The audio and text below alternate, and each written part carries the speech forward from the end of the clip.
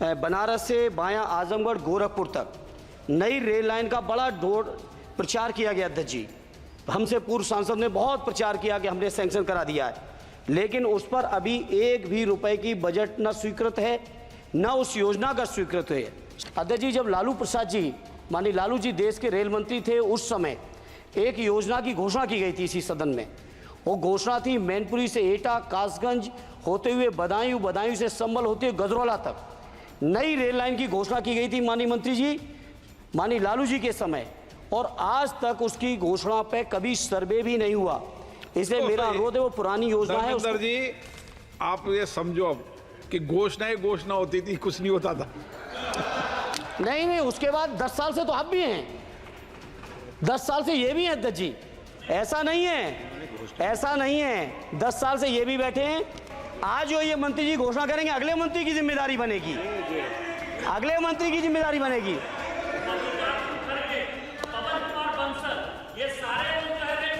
अरे 10 साल का हिसाब दे दो, अरे 10 साल का हिसाब दे दो। चलिए धर्मेंद्र जी, अरे मेरे पास समय कम है, उसका दुरुपयोग ना करो।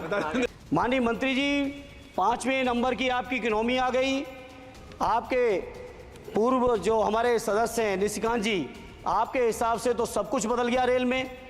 अरे कुछ तो दे दो कि केवल उधर के लिए सब कुछ है, केवल सब कुछ उधर के लिए है। तो सबका साथ सबका विकास का नारा बंद करो।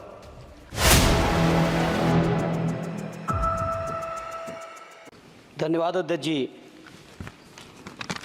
हालांकि हमारी पार्टी का समय नहीं था, बावजूद इसके आपने समय दिया रेल बजट पे बोलने के लिए, उसके लिए मैं आपका बहुत हृदय से धन्यवाद।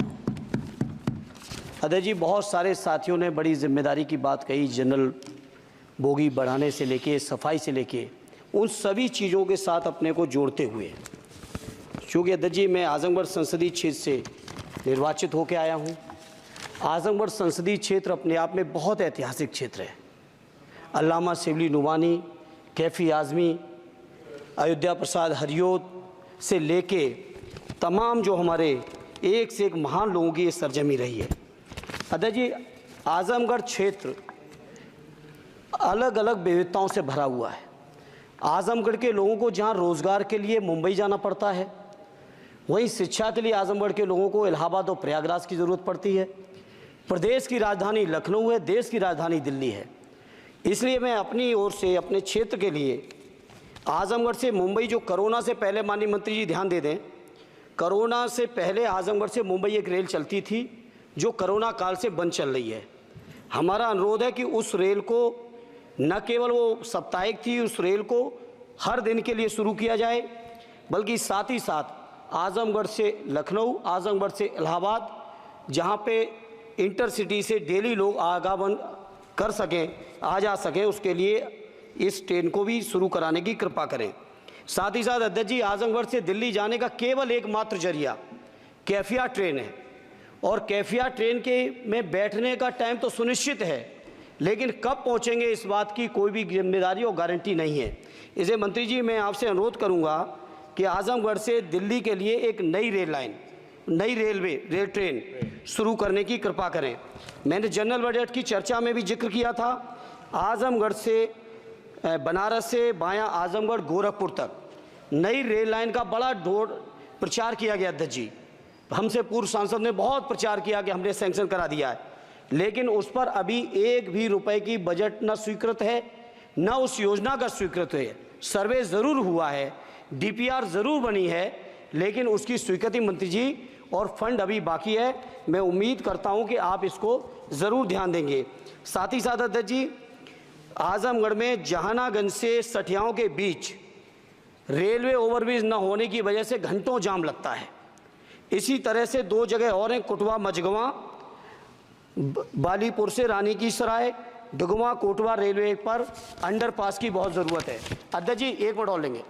मैं बड़ा सौभाग्यशाली हूँ अध्यक्ष जी कि उत्तर प्रदेश की 3 विभिन्न लोकसभाओं का मैंने प्रतिनिधित्व करने का मुझे मौका मिला, और वो तीनों ही क्षेत्र सदैव नेताजी की कर्मभूमि रहे, स्वर्गीय शरद यादव जी की कर्मभूमि रहे, माननीय अखिलेश यादव जी की कर्मभूमि रहे।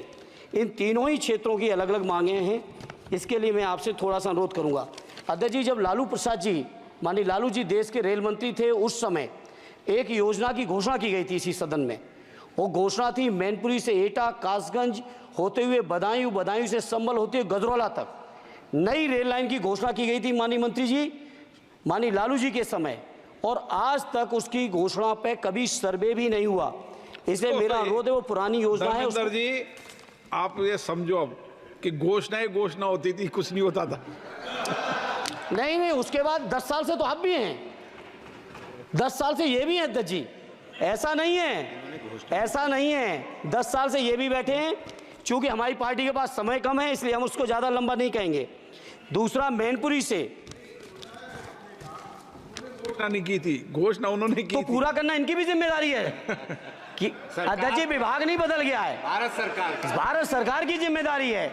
आज जो ये मंत्री जी घोषणा करेंगे अगले मंत्री की जिम्मेदारी बनेगी, अगले मंत्री की जिम्मेदारी बनेगी।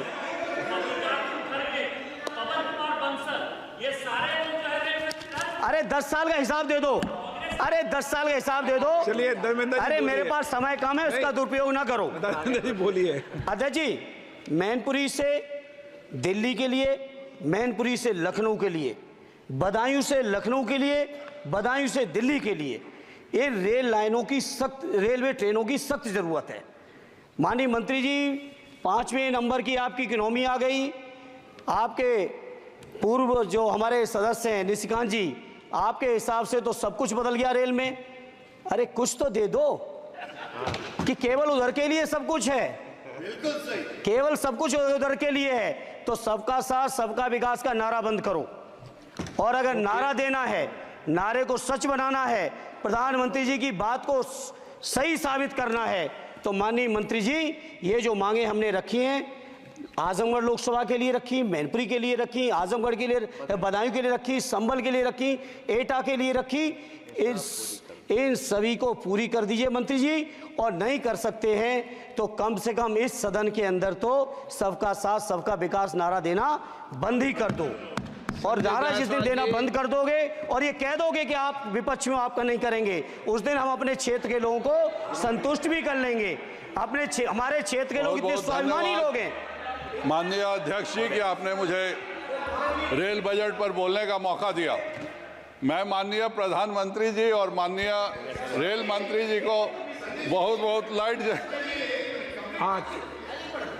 बीच में छूट गया, तो धन्यवाद अध्यक्ष जी।